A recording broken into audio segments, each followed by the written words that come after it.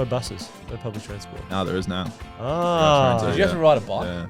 Yeah, we'll do it. Do the intro and I'll do the whole thing. It's going to be just talking about suburban Dallas on the show. Yeah, absolutely. Texas barbecue. Yeah, correct. Welcome to the Adam and Simon Show. It's interview day. Today's guest, he's the biggest guest we've ever had, Tom. Well, we got there early, didn't we? We did.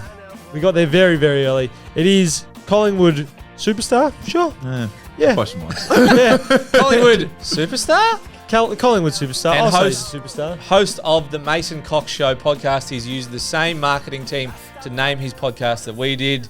The man himself, you can find him on Instagram, Mason610Cox. Mason, welcome to the show, mate. Thanks so much for having me. I'm excited. A little bit nervous, but I am excited. Well, hopefully don't be nervous. We're always nervous whenever it comes to guests because it's more just how long will it take us to relax into just being idiots. Yeah.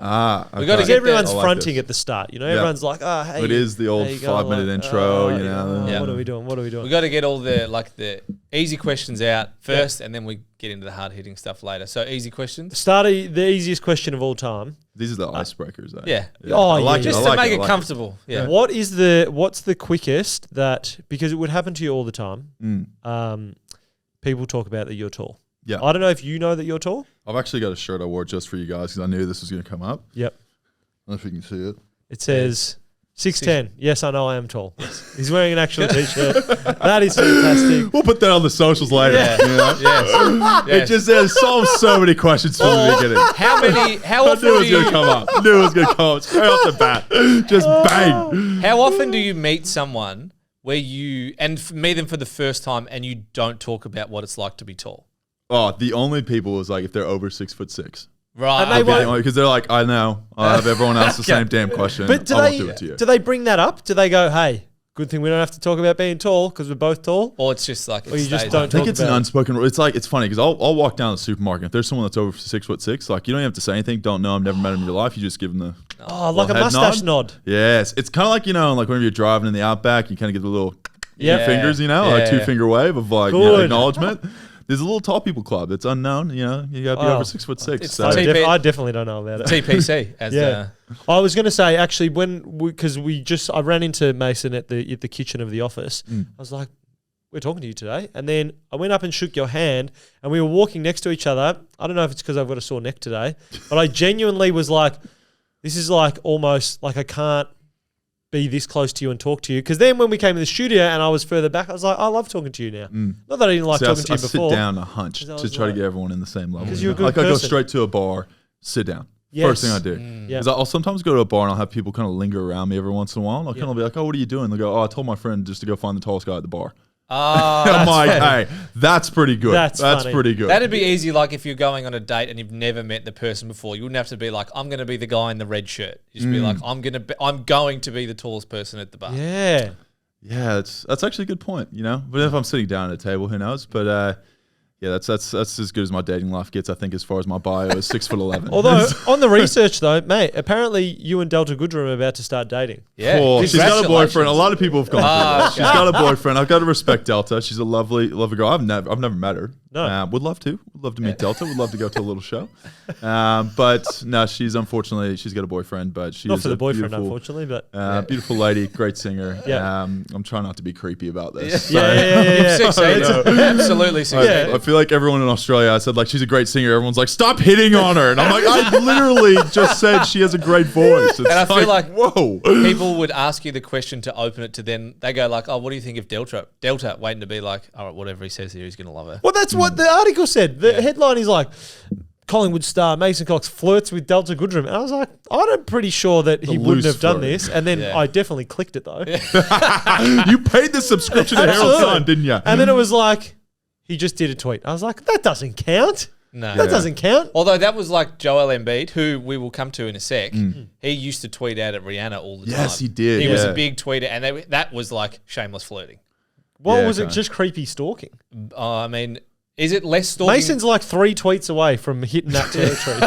No, I think it's all about the frequency and how many you do. And Joel Yeah. Embiid was Okay. doing a lot quite regularly A lot about of time. Riri. Yeah. And I'm not here to brag, but she did kind of like put something up on her Instagram and it was like, tagged me in it. So I was like, I feel less creepy because it's Yeah. kind of like a mutual thing now. Yeah. So I think it's Shout out less, to Delta's boyfriend, who no longer is a fan of the show. Yeah, of course. We're just really encouraging Collingwood Mace to also. really Just it becomes less stalkery, I think, the more famous you are. Yeah. So because you're like a famous guy, people know who you are. It's less stalkery. Agreed. Whereas if you were like a random person that just kept like tweeting at Delta, then people are like, oh, maybe this guy's a stalker. Yeah, I feel like it's a bit more stalkery because it gets more like coverage sometimes, you know. Like the Herald Sun wrote an article about it, and I was just like, I literally just tweeted like she killed it in the grand final, and it was like Mason Cox loves Delta jerseys. I'm like, what? I was like, okay, I mean, like, you know, if she was single, well, then it's a whole different scenario. Exactly. But The preface is always there. It's like, hey, she's not, but if she was, I always gotta leave the door ajar. when it comes to being famous, but also being Y'all are throwing this famous thing around loosely. Like, I'm not a famous person. I'm just freakishly tall is essentially what I've got I going mean, for me. there has been points in your life where 100,000 people have chanted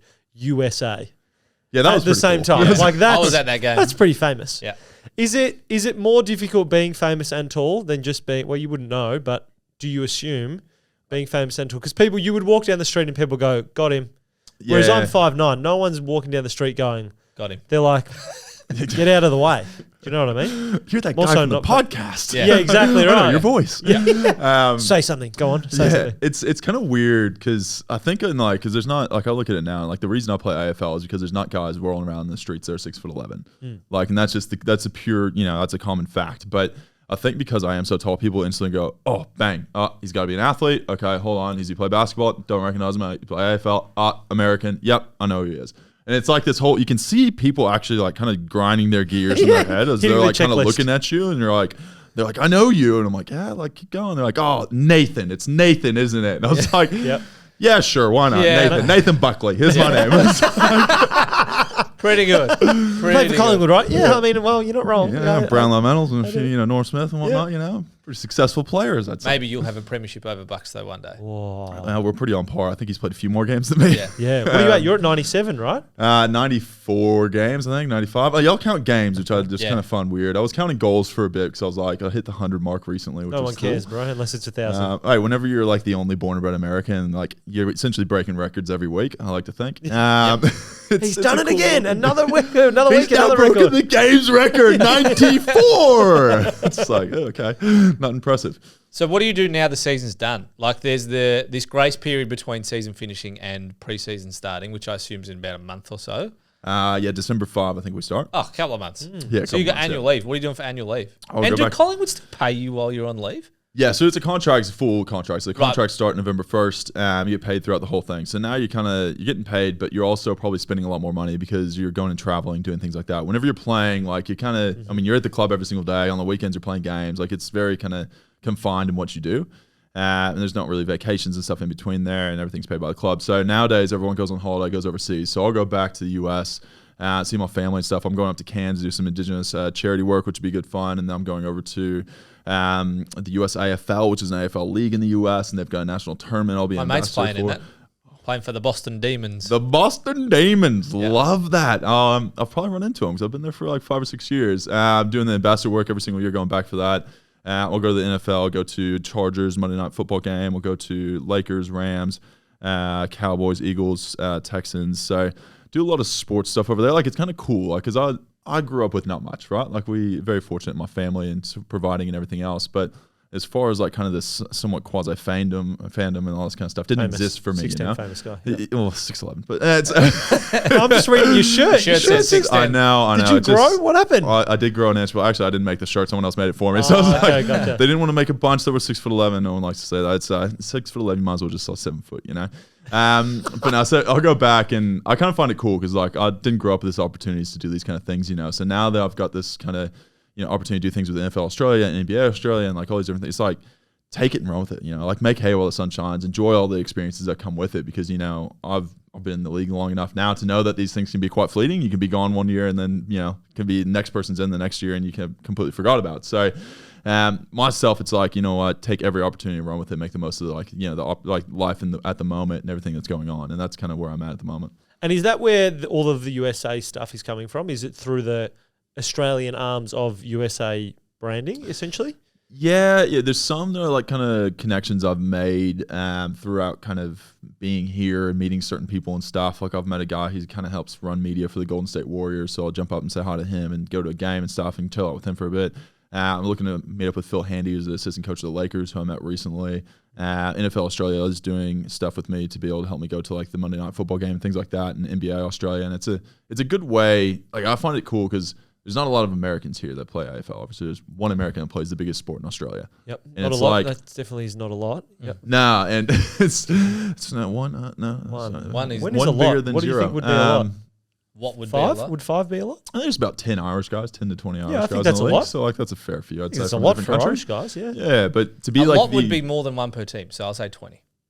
Okay. 20. Because then I'd be like, that's a lot. That's a lot. Yeah. All right. Okay. But I think being an American and being the only American that does it, it's kind of cool because these opportunities come that like, might get shifted off to different people where it's like an American comes in town, like they're just going, Mason, you're like, you're our go-to You person. sound like him. Yeah, you sound like him. Like, you can, you've got similar experiences to him. You've lived in America a long time. Like we can just stick you two together and it'll work, Yeah, And absolutely. like, That's how life works, right? Yeah, you Pretty take much advantage of the reverse situation, Ben Simmons. I guess. But That's like, Ben Simmons is doing a lot more, making a lot more money than I am. But That's a real bummer. he's living the absolute dream. Is he still dating one of the Jenners? No. No. Or the they broke up. Kardashians? No, What are he they was called now? engaged to a British TV host, but they broke up. They were single. See, click on all the clickbait. Yeah, man. I love Yeah, it. I know. I All love over the Herald Sun. He is a subscriber. Yeah.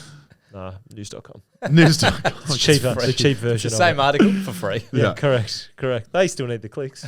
Hey, they still need the clicks, guys. Someone's making money off that. Sorry, keep going. So all of the US opportunities, they just kind of all of those connections come together, and then have you stayed in contact with anyone from? Let me start again because we'll go back, and then I'll ask that question. This will be quite fun. This will be a good callback. Why are you playing AFL? How has that happened? I mean, I know why, and I know the story, obviously, but for context, and then my question will make sense later. Why am I playing AFL? I ask that question a lot. Yeah. That question comes to me a lot. I somehow just stumbled into this thing. In short, I'm not sure how much you want to go into the details go of the for it. background. Like Yep. I could sit here. I've talked about my story a million times, but soccer growing up into university to study mechanical engineering. That went into playing basketball at the university as a walk-on. From there, playing NCAA tournament, which is one of the biggest tournaments in the nation. From that, got emails and stuff to say, hey, do you want to come to this thing in Los Angeles for this combine called AFL? It was like, what, like Arena Football League? I wasn't really sure what it was. Never heard of it in my life. And so I was like, free trip to LA, free drinks and everything else. Yeah, why not? I've just finished college. Let's go. Exactly. I was eating ramen, like 5-cent ramen noodles every single night. This was luxury. And I was like, yeah, I'll go over there, do some runs, do some jumps, I'll check it all out, and then have a few days on the back end to go hang out with friends.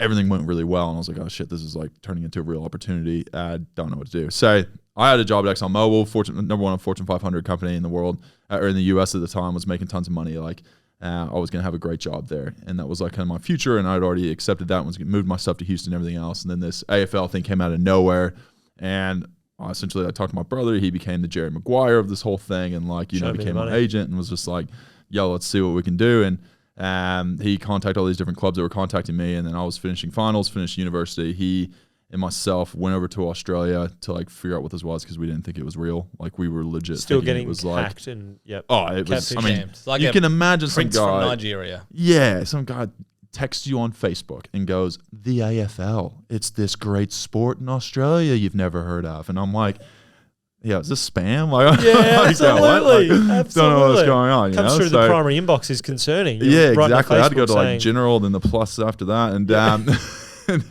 so yeah, this whole thing came out of nowhere, and then like did that, and then my brother and I went over here for 2 weeks and realized it was a real thing with like thousands of people that followed it, and it just made no sense. I was like, surely like with the internet, like we would have heard of this by now, and with the U.S., it's such a sporting culture. I don't think like these things kind of make it in there because there's so much focus on other things there, and yeah, just had never heard of it. So I was like, didn't really believe it was real until we actually came here for 2 weeks, checked it out, talked to the 5 different clubs, talked to the AFL, found it was real and substantial and going to get a guaranteed contract and money was going to be guaranteed, and went through this whole thing. It was just kind of this like chaos and whatnot, but it was just an unreal experience. And I was like, I remember like this moment we were on the St. Kilda beach and my brother and I talking. I've told you this before. It's like we're sitting there and my brother goes, look, like a degree doesn't expire, but opportunities like this will. And he's like, you'll never be able to just work out for a living. Like, that just doesn't exist, and not many people get that opportunity. And he's like, dude, I'm not going to say, yes, you have to do this. I'm not going to say anything like that. You know, it's your decision, your life, make whatever you want to do of it. But my direction towards this is you got to realize the opportunity that's in front of you. And I'll never forget the moment, because it was kind of like, and it gives me goosebumps now. And it's just like, there's very few times in your life I feel like you have this huge change in direction of like where you're going, you know? Like, I'm sure you two would have had this at some point, where now you guys are doing media and everything else. And like, what were you doing beforehand? Like, Physios, yeah. Physios. And then what would have been the big shining light moment that goes, oh my gosh, like, we can start doing media. And then you go on to, you know, TV and everything else. Like, well, Adam texted me and said, do you want to go on Gogglebox? And I said, do you think we can drink free beers at the Logies? That was our shining light. And what did you have to do? Like, just send an email? Or he was put in a really... So you just found some online thing, just said like, you know... Well, they found Do you even know... Did you know what Gogglebox was at the time? No, not at all. So you just applied to a random show you knew nothing about? No, a lady approached us at the pub and said, hey, I've got a show for you. And we said, sounds a bit boring. And then she said, no, trust me. There's free beer. It sounds like our stories, they correlate a lot. It is, but I think that like every person that's been into like media like has this kind of this big turning point in their life where it's like, okay, you know, I have this moment that I go, oh my gosh, like things are about to change drastically, not just like in a small subject. And that was mine. It was like, oh, I can live and work out for a living and, you know, get paid, not like, you know, American sport money kind of like that, but like enough to definitely live off of and have amazing experience traveling the world. And it was like, okay, I can have, you know, both things that are amazing in life, like, you know, be able to have a house over my head and a roof and everything else and financially stable, and then also be able to travel the world for 2 months out of the year. And it's like, not many people would say no to that, you know, coming from getting 2 weeks off a year in the US. So that whole kind of thing just changed my life. And yeah, from there, I essentially just ended up like going back home, spent 2 months traveling Europe, which was something I always wanted to do. Just backpacked, like slept in train stations, was like homeless for 2 months and just loved it. And I think 14 countries in 2 months is what I did in Europe. And just got a Euro pass, just cruised around, man. It was awesome. Epic stories that happened within that. And then came back and I was like, all right, man, I guess I'm going to like I remember I got on the flight to the US before I went to Europe. And like, I was like, oh, am I really about to just take this opportunity in Australia? Like something I've never heard of Melbourne, never heard of AFL, didn't know a single person in town. And like, I'm going to fly 17 or 18 hour flight away from home to go try this thing out that I have no idea anything about. And I remember getting on the plane and shitting myself going like, what the fuck? Sorry, can I pass on here? Yeah. What the fuck did I just commit to here? Like, what are you doing? What have I done? And it's one of those moments because you don't have cell phone service, so you don't text anybody. You're just in your own thoughts, and you're just really just cranking them through, and you're going, oh my gosh, what have I done? What have I committed to? What am I like? What's the life going to be? What's 5 years going to be like? 14-hour flight, perfect. Just plenty of free time, no doubt. So I just got on a flight and I was just like, this is crazy, man. Like, my life is about to change for better or for worse, whatever. I'll learn from it, whatever happens. Yep. But like, this amazing opportunity is going to happen, and like, I'm going to take it and just run with it and make the most of it. And that's what I've been able to hopefully do. And went over to Europe for 2 months and then came back and was like, all right, teach me what the hell AFL is. Let's go. And I just was like, for 2 months, while everyone else went on holidays for those 2 months, Craig McRae, who's their head coach now, he ended up being he's the head coach of Collingwood now. And like, him and Anthony Rocco like essentially brought me in, said, we're going to teach you, we're going to have you as family, essentially took me to dinners and everything else, and became really close to them. They said, we're going to teach you what AFL is, from handballing, kicking, running, you know, penalties, all this stuff that I had no idea anything about. We're going to just have a crash course in 2 months.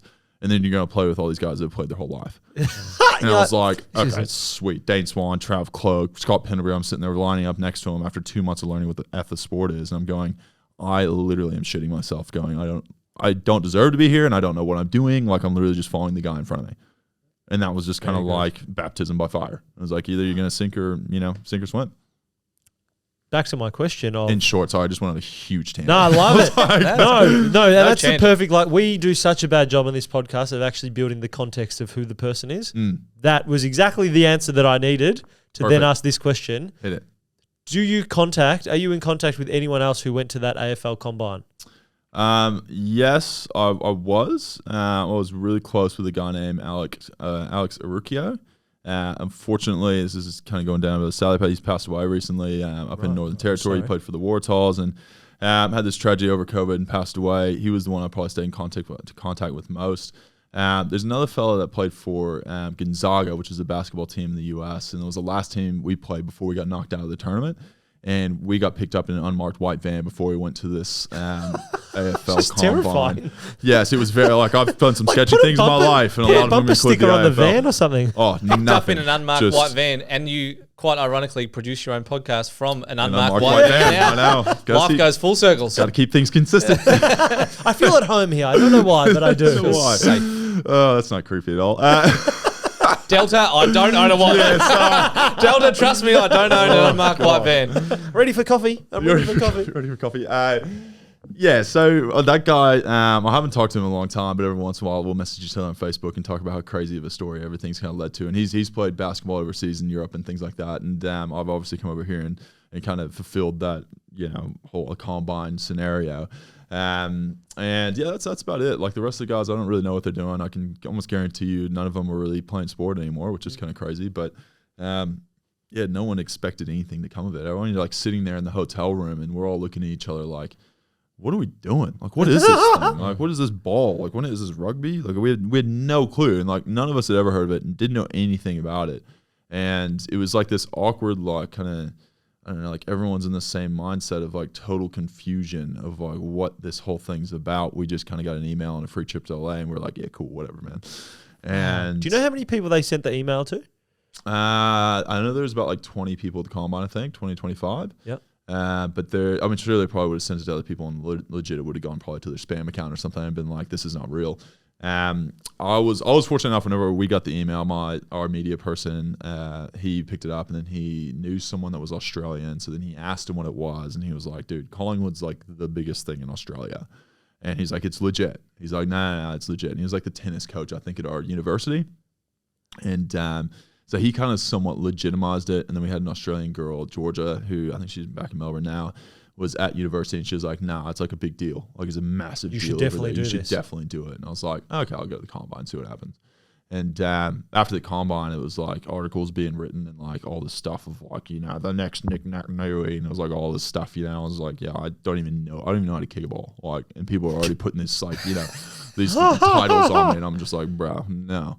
And yeah, so there's just kind of this like crazy thing, and I had to call up Exxon and tell them like, look, I still want your job. I might commit to this AFL thing, and I'm not sure. And like I had already moved my stuff to Houston, picked out an apartment, everything else. Like all my gear was down there. Like I was ready to go.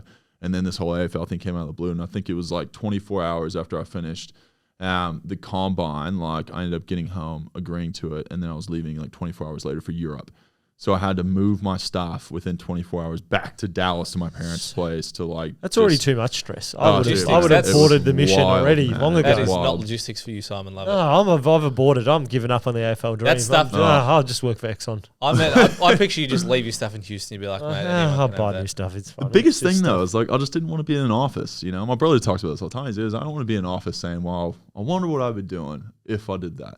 What if? What if kind of thing. And I was like, I don't want to be that guy. 92,000 in the MCG is not a bad office to have. Yeah. It's not, man. And they took me out there to the MCG and they actually said that like this could be your next office. And I remember sitting in the middle of the ground looking around in 360 and I was like, this is pretty damn cool. It's Like, not a bad like sales pitch, is it? nah. Just the But, walk I mean- around and they're like, hey man, you could work here. And you're like, okay, this is pretty sounds sick. good. And like, Actually, alright. did you think when you signed and you kind of committed, did you think that you would play? Yeah, I think I did. Yeah, cool. I'm a bit, I don't know if it's cockiness or confidence or whatever it is. People all have their different ideas of it, but I'm stubborn is like what I like to think. I like that even And more. That's so good. It's kind of like a word you can use that everyone understands and can agree with, I think, rather than saying, oh, he's too cocky or he's too, he's too confident or whatever it might be. And I'm just stubborn where I'm like, if someone's better at me at something, like I will find a way to beat them. Like whether it be Monopoly cheating, putting $500 bills underneath like, the board or somehow getting Park Place randomly, like I will find a way to win. And randomly. Well, I think that the way that you describe that, then the stubbornness is a much better way to describe it than like cockiness or arrogance or whatever what people want to Especially put in on. Australia, we're far too insecure to be confident. Because Yeah. also We can't briefly do you it. was get me started. when you were saying we'll get there. before about like they're calling me Nick Nat New and I'm like, well guys, like that's not me. I don't even know how to kick yet. I don't even know who So that there's was. like there's the side of you that is like the vulnerable, like Self-aware. hey, yeah, like I know that I'm not a superstar because I don't even know what this is, yet there's the confidence to be able to play it. So I think stubbornness is a much better way to describe than like confidence or cockiness. Yeah, and I think all athletes are stubborn. They have to be somewhat selfish, man. I think like obviously people that are married and have kids and girlfriends, whatever it may be, like that. Like you give up your weekends every single weekend, like, and there's no oh, sorry, I'm gonna take off work. Like you can't do that. Like it doesn't exist. Like they have to call give in up. sick. No, like you have to give up so much to be able to support the partner and everything else. Where, I just think like everyone that plays AFL, people don't realize it, is like they have to be like this just kind of just deadly mindset of like, I'm going to be the best, and like no matter who's in my way, I'm going to make sure that I'm better than them, and I'm going to run through them. And it's like this crazy mindset that I never quite understood. And the cool thing about AFL is it's taught me just how far I can push my body. Like I kind of would be back in the States, you get to the tire and you kind of, you hit the wall and you're like, oh, okay, I'm done, Where it's like I hit the wall and I'm excited to hit the wall now. I'm like, now it starts. Now the real grind starts, kind of thing, and it's kind of weird, man. I don't know. I'm a bit of an odd person, but there's just so much I've learned from AFL, from mental headspace to physical, physical abilities and everything else that comes with it, that's grown me as a person. Like if you met me at 18 years old, you would not even recognize the same person. I guarantee you. When you were, because you're clearly very self-aware, so when you at the Collingwood, you get signed, you're next to Pendles, you're next to Travis Cloke, you're next to all of these full-blown, bona fide generational superstars, but you're also self-aware enough to know that you don't know what you're doing, but stubborn enough to know I'm going to figure it out. Is there a point in that journey where you almost like stop pretending and you're like, okay, I've got enough of a figure out what to do. Now I can push in that direction. Whereas at the start, I'm assuming you just like, oh, I don't know where I should push my energy. Yeah, I think the start, like one of the biggest things, like being American, was the stigma that came with it. And they had an American there before, and I'm not going to talk ill about anyone else, but I think we kind of went about it in different ways. And my biggest thing was trying to get rid of that stigma. Like the stigma was, I'm going to walk in here, I'm going to be a king dick, I'm going to run this place, I'm going to be so good, I'm going to play so many games, all this kind of stuff, where I was like, nah, nose to the grindstone, I'm going to work my ass off, and I'm going to prove to you guys that like I am better than the next person. Not because I'm just getting a gig because, like we're just handing one to them, like I want to actually earn this thing. So that was my biggest thing for that first year, was trying to figure out, what the perception of what me was, and then being able to change that, because it was not positive from the day one. And I can almost guarantee most coaches would have just thrown me to the side and not cared about me, and said like, he's never going to play, he doesn't know the game, we don't care about it, it's just a project, whatever, it's not in my business. Where the people that really took me on, Craig and Anthony Rocker, were like, I think you're going to be successful, man. Like, you're going to do some pretty amazing stuff. You've got attributes that other people don't have here, and as long as we put them all together, like, we're going to make an incredible athlete that's totally different from anyone else. And like there's tough times and everything else, but it was unique, like to be there with guys that just killed it. Like, we're guns, like Hall of Famers and all this stuff, and you got a guy that literally walks in and has no idea like which way the umpire's pointing. Like, and you're going like, what the hell? What is this idiot doing here? Yeah. Was there a moment that you were like, that when you talk about doubt, was some moments that weren't so great? Was there a moment that you were like, shit, I really don't know if I can do this, and maybe I should just head back to the States? Yeah, I've had plenty of those, man. Like, you can imagine, like, there was this massive, spike whenever you first start training, because it's like you're learning everything. And like, everything's like, and you start clicking on things, that people have been able to kick a ball straight, and then be able to drop it, and then be able to handball, and be able to handball left-handed, and like all these things that I was just picking up. I was like, oh, sick, I can now do this, I can now do this, I can now do this. Like, and then it kind of tapers off. And then that was around the same time, like Jason Holmes in my first year was the first born and bred American to ever play AFL. And he got a gig with St. Kilda, and I was pissed because I was like, I want to be the first. I want to be number one. Like, I want to be the first. I was furious. He had been in the system for like 2-3 years. So, like, credit to him. Love Jason. Good friends with him.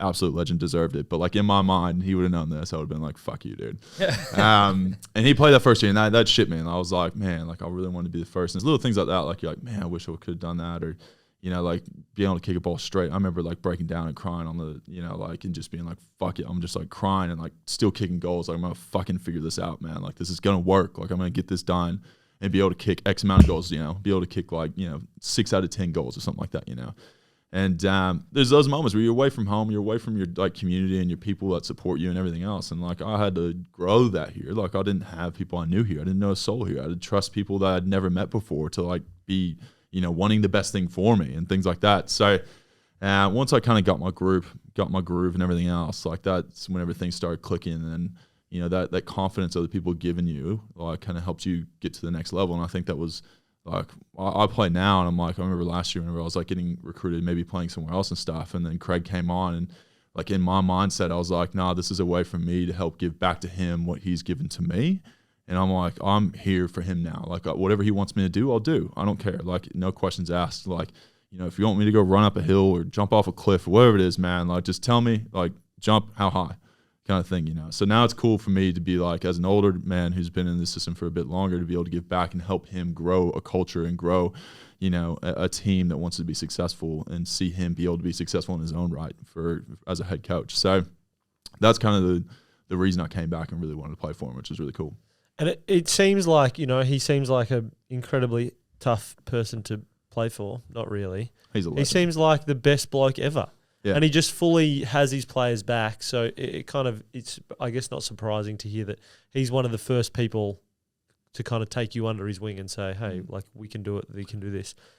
Were there other people who stood out early days in your kind of community that you made around yourself? Were they all footy club people, or were there people outside of the footy club who you just adopted you, or you adopted them? Yeah, I'm good friends with Darcy Moore. He came into the system at the same time. Very mature, young, 18-year-old. Like he'll be the captain one day, and I can almost guarantee that. Like, and I've never said that before, so like this is maybe a first time kind of thing. I'm not really sure. The guy over there's like, he's like, oh yes, baby, here we go. Time tagged it. Yeah, time tagged it. But he's a legend, man. He's obviously, you know, his dad played and all that kind of stuff. But like, he is his own human who's doing his own thing and is amazing in his own right. And his moral and ethics and everything else is such a high level that people like that you want leading a club. And yeah, I'm sitting here, you know, I'm 31 now, and he's probably 26, 27, something like that. And like, I sometimes find myself following him, and I'm like, yo, I'm like 4 or 5 years older than you, man. Like, you shouldn't, like, you should be following me. Like, why am I looking at you for like advice, kind of thing, you know? So he's one of those people that just kind of, you know, has always been there for me. But I think the biggest thing for me, because I didn't grow up loving football. Like, I didn't know what it was, you know. That's a lot weird, of people, actually. like, guy from Texas didn't grow up loving AFL. Yeah. That's a bit odd. But people always like, man, because everyone's obsessed with it here. They're like, man, gotta know this, gotta know that. And I'm like, people will tell me news about my club before I find out. Perfect. And it's like, I just don't, like, I don't open the AFL app. I don't open news.com. I don't do that, you know. It's a good website. Yeah, it's actually use it that for Daily free. Mail, 2 best ones. But I just not probably entrenched it as a lot of other people here are, because they grew up loving it, you know. And I do love the sport, don't get me wrong, but I think it's been more of an experience and a journey for me rather than like, you know, my life goal. Like, I always kind of say, so, you know, footy's been amazing. It's, you know, given me some amazing opportunities, but that next thing is like, I think I'll be even happier doing that. And I'm like, there's always this next carrot of like, man, I've done this, I can do this next thing, and like this next thing and this next thing. And who knows, this might not be the best thing I ever do in my life. Where a lot of people are like, man, AFL's it. AFL's the greatest thing that'll ever happen to you, blah, blah. And I'm like, nah, I got this mentality that I kind of hope there's something better past AFL, you know. Like, I don't want to think that this is it, you know. Like, I want to be able to build something more that I'm even more like excited to go to, and more like, you know, actually motivated to happen and to do on a daily basis. And not saying that's taken away from what I love doing at AFL level, but I just always have this idea that there's something more. There's this carrot in front of you that you can always reach a bit further. And that's kind of what I've hopefully been able to do with AFL. But I want to go back to, because I've just thought of something. I want to go back to that question of something that you know, changed your career in a positive way. And I've never told this story, because I like to give the little stories out whenever I go to different podcasts, right? The story I've never told, it was Falls Creek. We used to go to Falls Creek, right? And this is me jumping everywhere, but screw it. This is my show now. This is my show now. This is why he does his podcast in a van, so he can get everywhere. Just well, like I'm usually around. interviewing other people, so it's cool to kind of tell my story sometimes. Mate, you know, get like, it out. You know, I'll go back and ask you guys a personal question. It. So Falls Creek, we're sitting there, and I like to give different little snippets here and there. So Falls Creek, we go up there, and Jared Woods was playing for us at the time. I don't know if he remembers this or not. Brody Grundy remembers it too. And first year, go up there and like trying to prove to everyone, like I was saying, like I'm more than just an American cocky prick. And I am that, but I also am other that, things. but I also have feelings. Stubborn, stubborn, not cocky. Stubborn, not cocky. Yeah. And I remember getting up there, and there's this like last day, right? The last day is like this big kind of marathon of different things. You know, you're doing push-ups, you're doing like ice baths and like for the cold, you're rolling in the snow, you know, you're doing like sit-ups and all this kind of like carrying logs, all this stuff. And you have to make it up to the top of the mountain, right? And you have teams and whatnot. And there's some like run at the end. And I remember it was like myself and Brody. And Brody was up there with me, kind of being like the number one ruckman and all that. And I was like, F it, I'm going to take him on. And I remember like we're at the top of this mountain. We had to run down this hill at the very last bit. There's a photo of it too. And like it's me and Brody, and it's like two just like newborn giraffes just like sprinting down this hill, looking gangly as hell and just like flailing arms everywhere. And like I just remember finishing that and I collapsed. And I was like, I got nothing left in my legs. Like I've never been more exhausted in my life. And I remember just like that was a moment I think coaches go like, oh shit, nah, he's gonna put the fucking work in. Like he's got the CUNT, as like coaches like to say. Yeah. Got a bit of CUNT in him. And that was one moment from that thing. And I think another one was, I think it was maybe a year later with Jared Witz. We had this thing we used to do, Bosu ball, a big ball. We used to do a wrestle, and you'd try to wrestle the ball off one another, right? So it was like this whole thing. There's this like kind of tournament thing, whatever, and everyone's watching. It was. Like I love that everything in AFL is a competition. Oh, it has to be. It's like if you're doing it, it's like, all right, we're going to do push-ups. Who's going to win? But against each other. We're definitely doing it against each other. Otherwise, no one would do them or try. Nah, well, no one would like push themselves to be like, like it's whenever you get a different person, especially if you got guys like going against each other for spots, and then it gets real competitive. Oh, yeah. So if we get a bit too competitive? Yeah, 100%, man. Okay, cool. Like there's, I tell stories. But there's back when we used to box, there was we used to box against each other, and boys would get a bit rowdy. Let's just say that. Yeah. There's a little bit. Hey, separate. Enough of that. You've got to put gloves on, fellas. You've got to. There's gloves on, gloves and headgear and all that. But in this whole scenario, it was the Bosu ball, and it's like this Bosu ball. If anyone knows, kind of what it is, like kind of like a meter wide. Kind of sphere, and you wrap your arms around each, right? So each person tries to get as much grip on it as wants, and they say go, and you try to rip it off each other. And it's guys like just swinging. It's like a thumb war, but like full body. And I don't know if that's the best way to describe it. But so guys, we're doing thumb wars today. Stay up the mountain. Whoever wins gets to play centre forward. Yeah, exactly. And well, Jared Witz was the number one ruck at the time. Brody was coming up, and I was like sitting there with him, and I was like, nah, I'm gonna show him what's up. I'm gonna take the top tier fella down, And I remember ripping the ball away from him like 3 times and just showing like, I love Jerry. He's the nicest guy ever. Don't get me wrong. Not that day you didn't. I felt like a dick after this, but I was like, "Fuck you, man! Fuck you! Come on, fucking bring it!" I was yelling. You put at on your Australian accent too. That's how you know he's doing the real deal. I know. And I was like sitting there. I was like yelling at him to like get back in and like try to rip it from me. And I was like and everyone was watching. Was like, "Holy shit, this guy's like crazy!" Like, dude, what have we recruited? He's lost the plot. He has lost the plot here in Australia. But it's those moments I think that like I changed that that mentality of people around me, and just say like, and the perception that was being American over here. And I think it's those little things that add up to something bigger that shows people that you are deserving of a spot or an opportunity to actually play. How much do you think, and I guess where does it come from as well, that I feel like you're not stereotypically American, like there is the stereotype that exists that is very cocky and arrogant and America's best and, America may be best, maybe not the time for this podcast. So, but like you it's not. We can finish that story we got now. that there pretty quickly. But like you kind of traveled firstly, and most Americans are not traveling, and you find that, I personally find that most Americans that you meet in America are very much more the stereotype, whereas the ones that you meet not in America are very much self-aware and they see that the world's kind of out there and that there's other things. And even that comment that you said, that it kind of struck me that you said, I hope AFL isn't the best thing that happens to me. I hope there's better things that are still coming. Even that kind of that awareness to know that like life isn't just right now. It's kind of what is coming. Where does that come from you? Is that something from your parents, or is that something from college, or? A lot of it, like my older brother, my whole family was just here recently. And my older brother, he's been a big, both brothers really have been a big kind of guidance in me in life. And like kind of, he's had a lot of different experiences, traveled the world, everything else, both brothers and whatnot. So I think, I don't know if you two, I'm assuming you two have traveled quite a bit. Like, and I think it'd be silly to say you haven't. And, I think, you tell me if I'm wrong, but like whenever you have different experiences, meeting to people from different walks of life and everything else, you realize like how insular your life sometimes can be, and like what other opportunities and what other things are out there that people do that's totally unique to anything you knew. And I think travel is one of the reasons I'm here. Like if I didn't love travel and I didn't love getting away and doing things, like I would have been stuck in my little room, not left, and then been back in America in 6 months because I missed family, So I think that bit of like loving to travel and do things and experience things and everything else, like that's kept me in good stead to stay here for 8 years and for however long, So you just said now, congratulations. Thank you. I appreciate it. Yeah.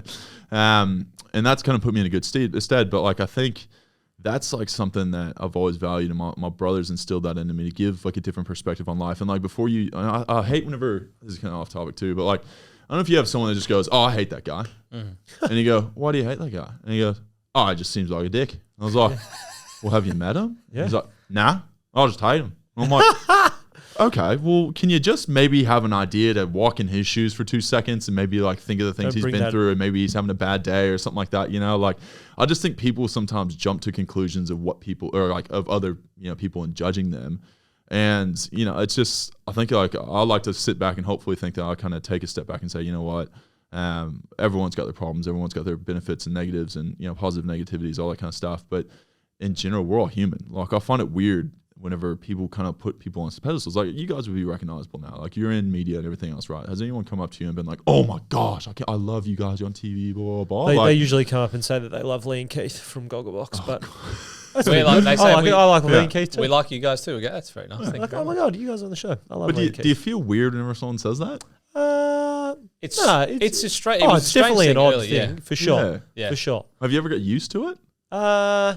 No, maybe not used to. It's probably not the right word, but kind of you understand it a bit more, and you understand what you can do, kind of for that person. You can just be. So we're just sort of like a figure that is on people's TV and in their lounge rooms, which is really lovely that they let us in but there. You but provide positivity to people. Yeah, whether you realize it or not, a lot of people get laughs out of you, and that, you know, you might be the one thing people look to every single week that they love. The thing that we try and think of as well is that if someone comes up to you and says like, oh, hey, I love the show, if you're really lovely to them in the 30 seconds it takes to be lovely, you can absolutely make someone's day. 100%. Whether you're having a shitty day or not, you can just give yourself a couple of minutes to give them the time of day and validate them and make them feel special, and then they will feel special for weeks. I love that you realize that, because a lot of people don't. A lot of people don't realize that you can actually make someone's day with the smallest of gestures. And that's the beauty, I think, of being in the media. You can also ruin someone's day. You can. I've done that a few times. It's not the greatest feeling. They'll absolutely roast you on Twitter like 30 seconds later. So. Yeah, we're getting to this part too. We're getting to this as well. Because I imagine the Collingwood fans, they're passionate. Lovely, just humans. Very passionate. Passionate is the correct adjective for them. But I imagine there would be also a lot of other fans that can be quite brutal to you, in particularly with social media, where everybody has a voice and you are very accessible to that. Do you how often do you cop negative or mean things to you, and how do you deal with that in your mental life? Oh man, like after a game, like don't go on socials. Like day off. How long? It's probably about 24 hours. People, because everyone's very emotionally charged. And I get it. Like I never played sport my whole life, like in a professional stance. So like I was passionate like that at one point, you know, and like I don't know, like social media is not, you know, business professionals. Like you have like 12-year-old kids that don't understand what's appropriate or not on there, you know. So like you're gonna get some backlash from people that just don't understand what's ethical and moral standards, you know, that you should have as a human being, and that's fine. But I think like a day or two, you know, emotions calm down, they come back to real life, and then they wouldn't say the same thing. And myself, I find it funny, man. Like I love social media because it's like I think there's the bad side of it is like negativity, trolling, all that kind of stuff. Don't get me wrong, and like you have to have an amazing, like, strong mindset to get through that.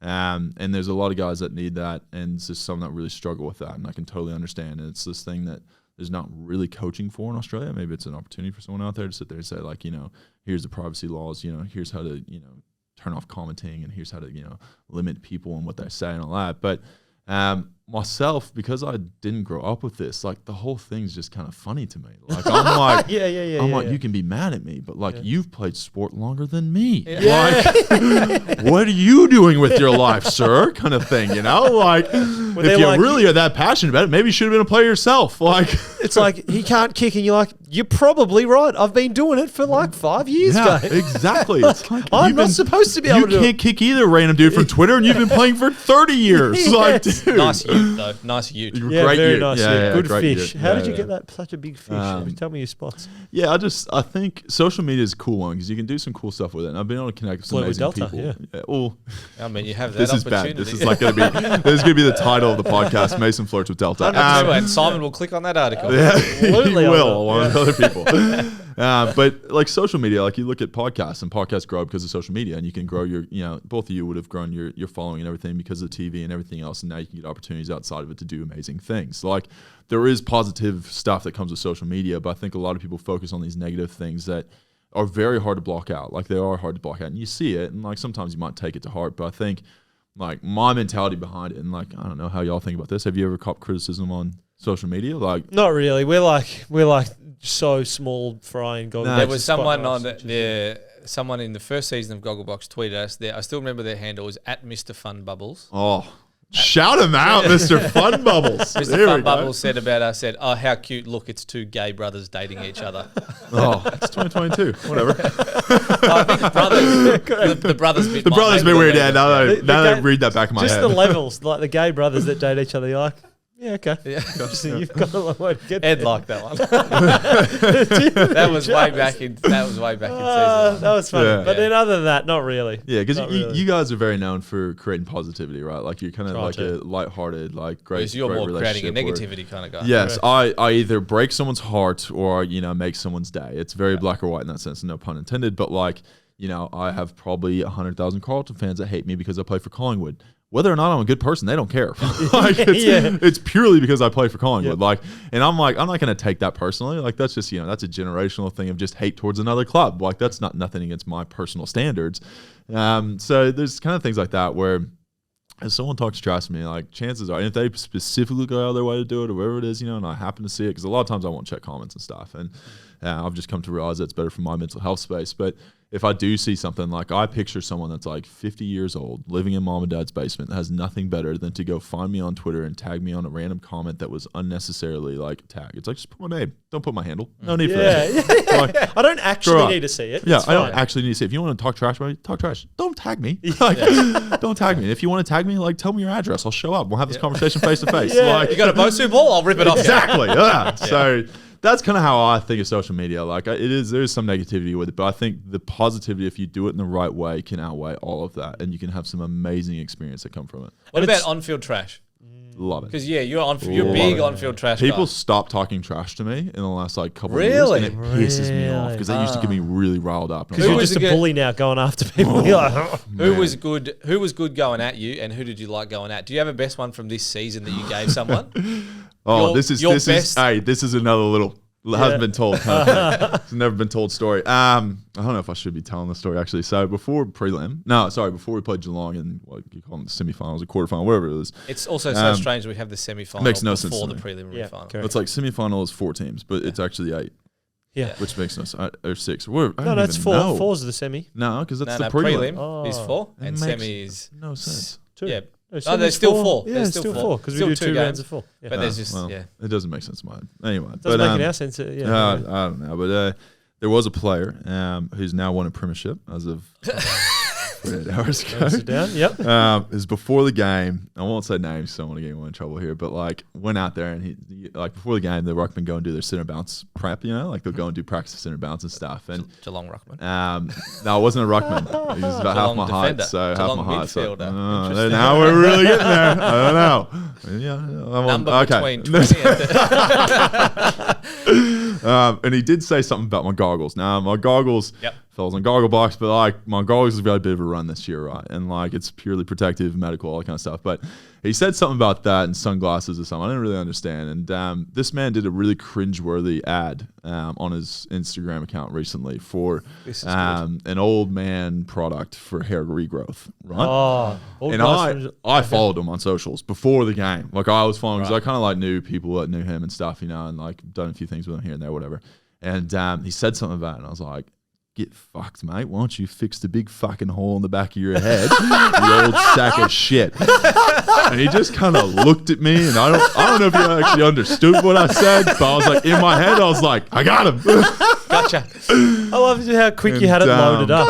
It's He was the only person I had dirt on going into the game, and perfect one. he put it on me before the game even started, and I was like cocked, ready to go, bang! I was like, oh man! But now he's a premiership player, so I mean, who's laughing now? Yeah, absolutely. He's like, found something to fill that hole. It's about this big, it's gold. This big, it's gold, and then Yeah. a trophy on top of it. Yeah. So I just imagine that, like, had he not started with you with the goggles, you're running around the field, someone else starts on you, and he just cops a drive-by. You're like, yeah, well, tell your mate over here to bloody fix the hole in his head. Just like, it's the only one you had ready to go. You're like, oh, I'm panicked. Oh, I'm panicked. Oh, man. Are there any other players in the AFL that are good for back and forth? Jeez. It depends, man. I think it depends on if you're winning or not. Because if we're winning, like, everyone's good. Everyone's just kind of like, doesn't want to talk trash. But if we can be losing by 30, I will still talk shit. Yeah, like, I'm happy to, because it gets me up and about. I'm like, you know what?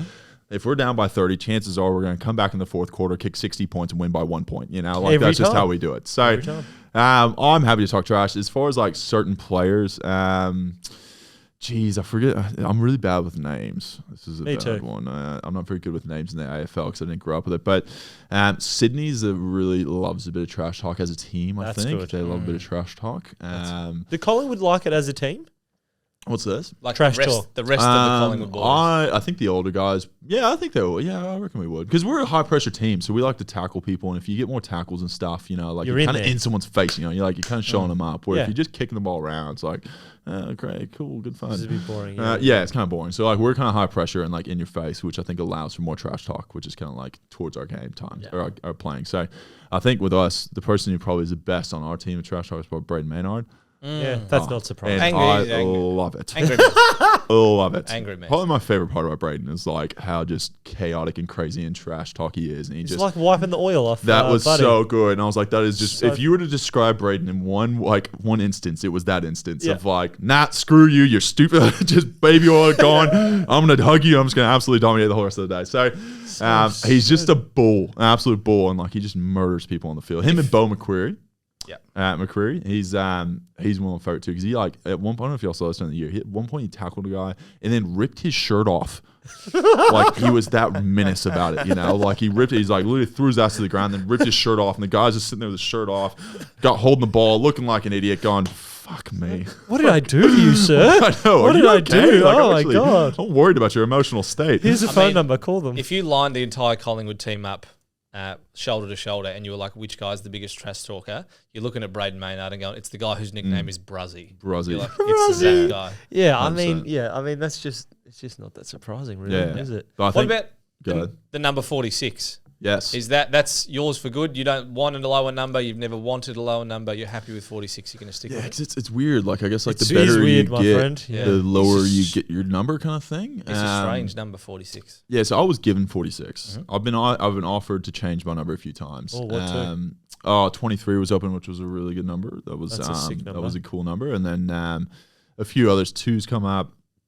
1's come up. Can't be 1. Yeah, once. But the thing is like, and y'all know this, like whenever you play with someone else's number, like, it's maybe this is selfish of me to say, but if you go to like a training session and someone's wearing a number 5 jumper, you don't know if that person's wearing Nathan Buckley's. You don't know if that person's wearing Jamie Elliott's. You don't know if that person's wearing someone else that had worn that jumper before. If I see a 46 jumper out there, you best believe I know that person's a big supporter of me. Hell yeah. Big supporter of the big fella. So that's kind of a cool thing. But like the reason I still have it is I was drafted, and like this is kind of back to my mentality of things, right? So I was drafted with zero expectation. They're like, we're going to stick you at the very, very, very end of the locker room where no one else is and give you the largest number because chances are you're not going to make it, right? And in that mentality of like, you know what, this is where I've come from. This is what people thought I'd be able to do.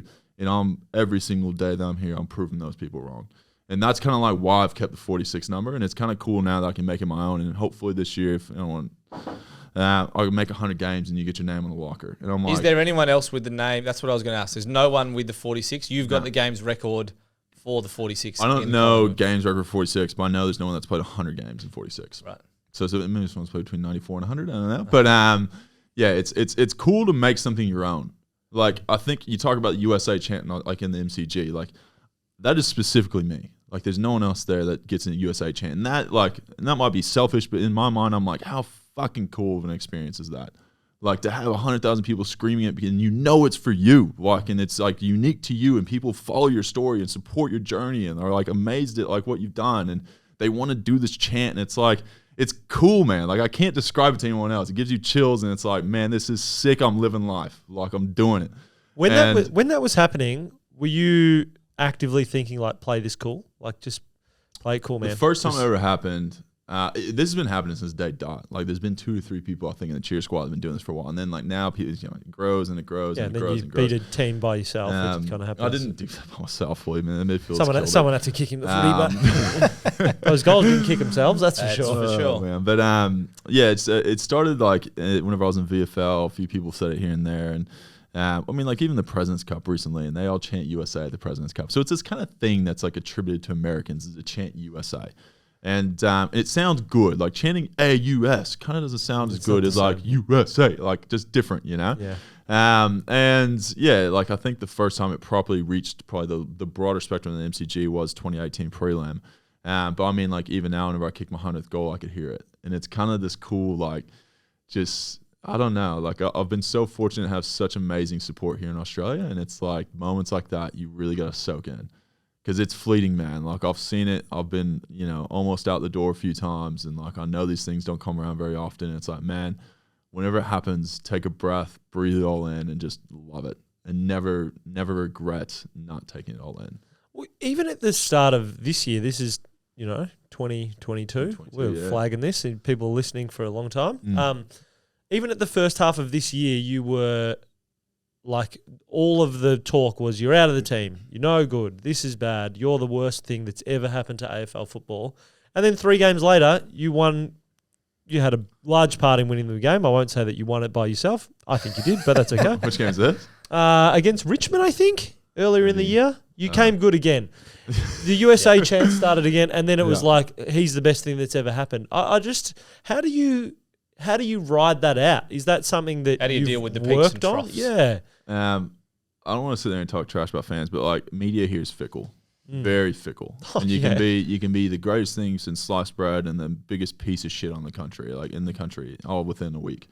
They say a week's a long time in footy. I think that's one of the quotes, whatever you want to say. That's one of the ones. Yep. Yeah, one of the lines everyone throws out in the PC world, whatever. But yeah, I think I'll look back to the beginning of the year and like Lee Montagna was like, "Why the hell would you sign this guy?" He's like, "Trash." Like, why would you? And I remember, and that stuck in my head. And I was like, you know what? Like, we get to a prelim, and I'm like, if I run into you, Lee, I'm gonna bring that up. Like, you best believe I'm gonna bring that up. Him and David King. And I'm like, you know what? I don't mind it. It's like if you're gonna say that, you got to back it up. If you see me, like, you got to be like, I was wrong, and like that's part of media. But yeah, I think like last year, I've got stories beyond stories of me being an absolute idiot and drunk and almost selling myself to Fremantle and things like that. But yeah, like there's how close he's like, how do you just leave that nugget there? How do you leave that nugget out in the open? Sam and I just like, do we do it? Do we ask him about it? Why do you? It's on the Mason Cox Show, but if you want to hear it, I can tell you the story again if you really want to hear it. Good. Well, we're going to ask it after we finish recording. Yeah, so you may as well tell us we're recording anyway. Also, were you before we get to that one, how close were you to going to Brisbane? Because Brisbane offered you a few years ago, a couple of years ago? This was before 2018. So I'd finished my first contract. And yeah, it was crazy, man. Like I was at kind of like this good time in my life where I was showing enough to be able to get a contract somewhere, right? Get another contract. And that's the best feeling in the world. There's a bit of security around it. And yeah, Brisbane came to the table. I met with a coach, called Dane Beams at the time was the captain, I think, and was getting phone calls from him and going back and forth. And it's kind of one of the reasons it's cool to me. Like there's not many jobs in the world you can kind of leverage, and like create your own contract. Like you can ask for like higher, you ask for another contract or go somewhere else, wherever it is, but like it's cool to me to be like, nah, like I'm going to ask for this amount of money, this amount of years. And like, I'm going to meet the people like I'm going to work with. And it's like totally unique to like any other kind of, I love wheeling and dealing and like agency kind of stuff. So, yeah, Collingwood was interested to sign me again, but I was like, Brisbane was coming to the table and I was kind of like, oh, you know what? Like 2 teams want you, you battle them off against each other so you can get more cash out of people, right? Like, and that's, they're aware of that's happening. And like, I was aware that they were trying to it's a get business. the cheapest. So it is a business 101. You can look at what's going on at the club right now. It is a business. Like, and I don't want to sit there and upset any kind of supporters, but you'd be silly not to say there's enough money involved nowadays to call it a business. And yeah, at that time, Brisbane and everything else. And yeah, it got really close, man. Like if it wasn't for some legality matters and some stuff with citizenship and stuff like that, I might have been in Brisbane. Wow. Which is kind of crazy. Yeah, like it was some stuff with permanent residency, like was a bit of a question mark, and if I would ever be able to get another contract because of athletes maybe going off the list of permanent residencies that can actually, people that can apply for permanent residency and then be able to get citizenship. And there's all this stuff that I was having to get a legal person involved in to figure out if I could even sign there, and then if I could actually get another contract past that, or I'd have to go back to America. And there's like this whole kind of thing behind it. And yeah, it was a crazy time. And you know, I had all the contracts in front of me, and I remember just sitting in a room and like calling my brother up I was at the agent's office, and I remember just sitting there, and I had both contracts in front of me, and I called up my brother, and like in my mind, I'd committed to Brisbane, and I was like, all right, cool. I'm going to live my life in Brisbane now. Like, I've done some cool shit in Melbourne, don't get me wrong, but I'm going to go live in Brisbane.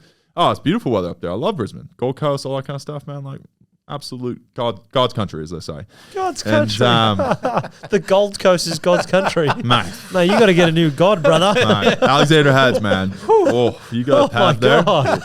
Oh, movie world. Movie world. A bit more of a SeaWorld or Wet n Wild. Yeah, Jesus. I'm a Jesus. hinterlands kind of fella, you know? Yeah, okay. Well, that's closer. That's closer to God's country. But then you nearly sold yourself to Fremantle. Yeah, well, I'll finish the Brisbane story. So, yeah, I sat there and I essentially was like mentally committed to Brisbane. And it was crazy. And then essentially Collingwood comes back and goes, we'll match the offer. And then, and this is like maybe like a day before the end of the trade deadline or something like that, wherever it was. You know, I was really close to the end. So I was meeting with these Collingwood coaches, and I remember it's like I went to this cafe and I met with Robert Harvey, who was the midfield coach, and he was like, we see you in this position. Don't leave us. We need you in the backup ruckman. We need you in the forward line and all this. And I remember I was sick. Like I was like, had like a stomach bug.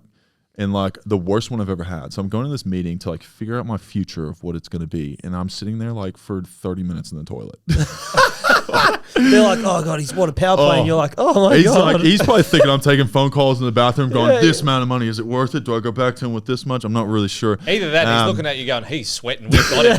We have absolutely got him here. You're just trying not to turn inside out. Yeah. This is good stuff. And it was that same day that I essentially said, you know, and they came to the table and matched it and said, you know, and I kind of had the legality stuff behind the scenes. I wasn't sure where it was going to go. And in my mind, I was like, you know what, this is a smarter decision, is to make sure that I can get another contract, be able to get permanent residency, be able to get citizenship, and be able to stay here long term. And that was kind of like part of the whole thing. So, yeah, leverage Brisbane a bit to get the Collingwood offer. 2018. First game, get suspended and have like 2 touches, and I just signed a 3-year deal. I've done this well, yeah. Like, everyone's, oh, great, 3 years of this shit. Awesome. So excited. Well done, Collingwood. Well done. So that was interesting. You talk about social media, you want to talk about that week, far out, man. If you went back and looked at some of the comments on that week, it would not have been pretty. But yeah, so then Fremantle was probably the other time I almost got traded, and was into last year, and I was out of contract, wasn't playing well, like totally understandable from that club's perspective to maybe let me go. And they were trying to decide on who they're going to keep and a few other things. And like Max Lynch was kind of, if he went, they would kind of keep me, and then he goes to Hawthorn, and then this opportunity comes out. But before all that happened, I was in ACL, you know, Austin City Limits, big festival in US, right? Oh. No. I'd got an exemption to go back to the US to do some USAFL stuff. Questionable, yes, I agree. But, you know, it's the government. Yep. So, we won't go into the details of that happened. But anyway, got to go back, ambassador for the USAFL, AFL overseas. Next week, I'm in Austin, and I'm going to ACL. It's like 200,000, 300,000 people. First big event since COVID, right, in America. And it's like, I've literally been locked in my house for like 2 years. I'm letting loose. Like, you best believe I'm going to have a good time. And we get there, and like, you know, everyone's partying. Everyone's listening to Miley Cyrus. Party in USA is going on. I'm like, yo, this is great. Oh, this is so good. This is the best day of my life. Like, I love you. All this kind of stuff. I love you. Marry me, Delta. And it was this whole thing. Ed, if you can just what was that? I kind of mumbled through that a bit. I'm not really sure. If you can like frank and edit that, so like just grab that little bit and put it back at the start, that'll be great. That'll be magic. We'll record for 3 hours. That's the one thing that'll come out of this. Absolutely. We actually don't even need the other part. We just need this. We just do it for the socials grab. Thanks for joining us. So anyway, so I'm at ACL, and like this massive festival, and like I'm sitting there in this Tito's tent, and this friend that's hanging out with me, I get this phone call from my manager. He's like, "Hey man, like." And I was kind of knew that Freo was interested because there's a few things were happening. And one guy was going to leave possibly, and like they needed someone to kind of take his spot, another tall. And you went on tall. Rory Lobb. Yeah, Rory Lobb. I don't say names. Hey, I said the name. Yeah. For anyone listening to the audio, I just head nod very hard. But yeah, so that was kind of playing out, and they weren't sure if he was going to go or not, what was going to happen, and they needed someone to essentially fill that role. And I'm friends with Justin, who's the head coach, and Boydie, who's one of the assistant coaches there, and they've been coaches at Collingwood. They moved over there and were successful, and they were doing amazing. They're great people, and I was like, you know, I'm definitely interested. So they kind of got to this point. My manager called me. I was like, "Hey man, like they're gonna call you," and I was like, "When?" They're like, "Now," and I was like, "Shit!" I was like, hammered. I was like off my tits, like having a great time, and I just remember looking at my brother. I was like, "Sober me up somehow. Like, give me some bread, give me some coffee, give me like water, whatever it is. I'm not really sure." So then I'll like do that. And like he calls me and I'm on FaceTime. You know, FaceTime audio. It's like it's terrible. Oh, like so bad. man, and it's like Especially with 30,000 other people there. 300,000. Oh, yeah. One bar reception, and I'm on like I don't know how questionable Telstra is over there, but like I was on some other like kind of phone plan where it was, and one bar and like shimmy out this like back gate, go into this like ditch so I can actually hear, and it doesn't sound like Modest Mouse is playing the greatest set of their life behind me. And I'm like sitting there and I'm talking to Justin. I'm getting like one out of every like 5-6 words. I got no idea what he's saying, you know. And I'm just doing a lot of this. Yeah. That's it. Yeah. I'm going, huh? Yep. Unemployed. Let's remember, unemployed. I'll take anything. And so I'm in this ditch, in this absolute ditch. I've done this fun. And I'm like, get to the point. He's like, says something. He's waiting for me to answer. I'm like, okay, I can't play this out any longer. Like, I don't know what you're saying. I was like, let me call you back. So I hang up the phone on Justin. He like, I didn't even ask. Like, it just was like, bang, see you later. He probably didn't even hear me. And I just went on this dead sprint. And I'm like out the back of these stages where all the artists like go by in their carts and everything else. I'm just like this gangly giraffe, like running down this like KOA, get into this like back area of like where all the sets are. And I like sit on the back of this like truck. And I call him back in. I got 2 bars now. And I'm like, whoa, we're on. Double the bars. Double the bars, double the receptions. I'll get 1 out of every 3 words. Yeah, I was going to say. So I call him back and he's like, hey, man, like, I understand you're enjoying your life, man. I understand what's going on. Like, you're at a big music festival. Like, don't want to take up your time. But if this happens, X, Y, Z, just want to let you know we'd be interested. And this is what it would be. And this is kind of how we'd like sort it out. And I was like, yeah, no worries, man. Just send it to my agent. I'll sort it out from there. He'll shoot me an email or text. We'll figure it out. And yeah, so like I kind of got back and my brother was just like, what happened? I was like quite hammered. I didn't really remember all the conversation. I just remember like, I don't know. I think I might have just sold my soul to Freo. I'm not really 100% sure. Like I might be moving to Perth, but God's country too. Yeah, God's country beautiful as well. beaches. Gotta love Perth. But I wasn't really sure. So like at some point in my life, I was like in this drunken escapade saying like, oh, I might have actually just got traded without even knowing really 100% That's the what trade was going phone on. call, yeah. That was a trade phone call and I had no clue. And I was like, okay, well, in 2 days' time, I might be packing up my stuff and moving to Freo. Far out. But that's like, I mean, I don't know it's if- really only another 4 hours away. Like I'm only now like 28 hours away from home. So it depends on which way you're flying. If you're flying Exactly. back, That actually might be west, closer east, to home now that I think about it. Quicker, that's yeah. a good Fly point. into the loop and away you go. Yeah. And you So- would have looked shit in purple, mate. Oh, I don't know. The stripes man. are good. Yeah. Stripes No, are the good. stripes are good. I love stripes. Stripes are good. They work. makes you for look even taller. Yeah, exactly. Because that's what I need. A few Yeah. extra inches. Oh man, Mate, we really appreciate you coming in today, and we like to finish our interviews with a little bit of a choose your own adventure. Okay, So you've got 5 options, and you'll pick 2 of them. love that. It's who, what, when, where, why. Yep. Who, what, when, where, why. Each of them has a question that comes after it, but you pick 2. Yeah, Who, what, when, where, why. Just anyone in the world. Fuck! I thought I was so close to getting it done. You were close. there's there's a close question, to but getting you it. don't know what the question is until you pick which word. You pick the starting word. Oh, so I can pick one of the 5 questions. You pick 2 of the 5. Sorry, 2 of the 5 questions. Who, what, when, where, First one, why. who? Who? We'll Okay. go who. Yeah. I'm going to write them down because I always forget. There's 2 things that happen And in you have this to pick show. you have to pick your second one now too. Where? Where? Okay. I'm going to I like ask. a bit of travel, so Yeah. This is. interesting. This is good. Where? I'm going to bring it back to your travel. You mentioned early days. Where is? I'm going to actually double up here. love this. I'm all Okay. for it. All right. Where is a place that if you could only go back to one place for a holiday over and over and over and over again, you would go? And you Oh, can't go Whitsundays. anywhere else in the world. Whitsundays, 100%. That you just keep No going back. questions asked, man. You could do scuba diving, you could do reef stuff, there'd be fishing, there's everything up there, there's island hopping, there's just beauty everywhere. It is one of the most amazing places in the world that people don't realize they have in their backyard. That's a good answer. That or New Zealand. Oh, Whoa. whoa! What a pivot. I know. That or New Zealand. Yeah. Okay. Can't swim in the Whitsundays during winter though, can you? Because there's stingers. You Yeah, have to wear, that's like, true. stinger Oh, suits. He that's plays kind of footy in a, it's winter. a, you know, it's True. like a, you know, we recommend that you not wear it. Ah, I've talked to a few guys, you know, they're like, you can go, you're fine. right. Ah, okay. I know some people. Yeah, right. Yeah, far out. I'm I know some people willing to bend the rules. yeah. I'm just really rattled by that. And New Zealand. And New Zealand. Lord of the Rings fans. Lord of the Rings Yeah, fans. you This- might some Kiwi listeners, you know, you just Exactly. never know. The second part of that was where on your European trip were you at your peak? at my peak as far as Not fitness, not anything where you were just like you. This I'm doing it. Mason Cox. I'm having it. running with the Bulls in Pamplona. Oh, did you run? I did run, Good one. and I was. Oh man, it is some scary stuff. Yeah. Running It with is the Bulls some just before you're scary about to stuff. start a new professional athlete career is also like super It's Irish. the most like Super risky. 22-year-old. Super risky. Just in case there was any wonder about how serious Mason was taking it early days. Yep. He's like, what's the worst that could happen? What's the 22, worst? You whatever. get horned by a bull. That's so funny. That was amazing though. If anyone out there that hasn't done it, it's a great experience. Like just crazy, epic, like just adrenaline 101. Good fun. And it might not be around for long because Peter's probably going to kill it off. Absolutely. It's like the whole thing with the which is animals the and irony of the killing. Which is off I understand. part, Yeah. But I understand everything. We're open-minded podcast. Yeah. Very. I missed running with the Bulls because I fell asleep in a park. And then Really? yeah, and then it In was like, Pamplona. Yeah.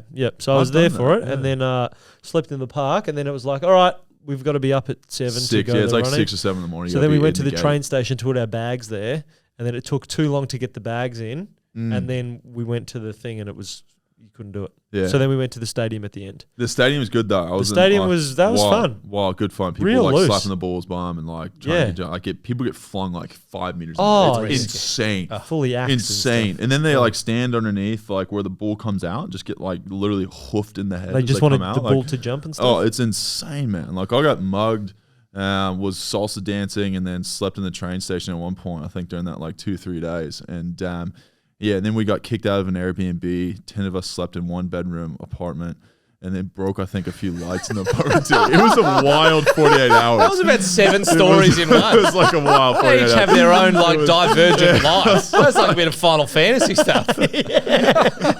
Side missions. Every side mission you want to do. It was a good time, I'll Do tell you you wanna that. follow Not much sleeping. Oh no. There's 7 of you in one room. Do you want to follow this up? Next room, it's like, Yeah. you've broken 2 lights. Do you want to follow this up? And that's who? very funny. So who have you lost contact with that you would love to reconnect with? Oh, man. That's a good question. Who have I lost contact with that I'd love to reconnect with? I had one of my best friends in high school, Chad Caldwell. He's a guy that was... Big fan of the show, Chad. Big fan of this. He actually I love loves the Chad. show. He's always Loves writing Chad. in. Chad loves it. He's a person that's kind of, you grow up and you do different things and you go on different parts of your life. And he's still back home doing some stuff with his family and everything else. I just haven't really seen him in probably 5-6 years. And we used to spend every day together in high school. A lot of crazy, dumb stories that we have together. But it's weird. Kind of life, you go different paths and different things. But the beauty of that is those people in life that you have those connections with, whether it be 5, 10, 7 years, whatever it is, the second you meet back up, you just have that connection again, And there's something to say about those relationships in life, I think, those that really stick around. And no matter how long and where you go in different paths in your life and everything else, you still have that, that love for each other. And I think guys struggle to say the love word, but I'll definitely love him. And he's been an amazing person in my life. Awesome. What a way to finish. Yeah. Mate, we love you. You're welcome back here anytime you like. Absolutely, anytime. Check out the Mason Cox Show. You can get it wherever you listen to your podcast. We didn't even talk about the podcast. You'll have to come back on for part 2. Hey, And- I'm down to go part 2. We can just cut it here and then start back over. Yeah, absolutely. Well, I know who's here today. Give Mason a follow at Mason610Cox. As a side note, does anyone think your middle name is Sixten? There has been people say that, Yeah. and it's like, I'm literally trying to make this as easy as possible up at the height thing. I literally wear a shirt, and I have a whole Instagram account that is literally explaining it. Even though you're 6'11"? I am 6'11". I'll tell you. It doesn't sound as good. Doesn't sound as good. Mason Doesn't 6'11" sound as Cox, good. not the same ring. Mace, thanks for joining us, mate. No worries. Thanks you for having later, me on, everyone. legends. Thank you, mate. No worries, yo. That was, Good to mate, chat. we could have gone Sorry, I for... went on a fucking tangent here. No, I love it. I love it. That's the whole point. Especially if you Mate. get bored during lunch.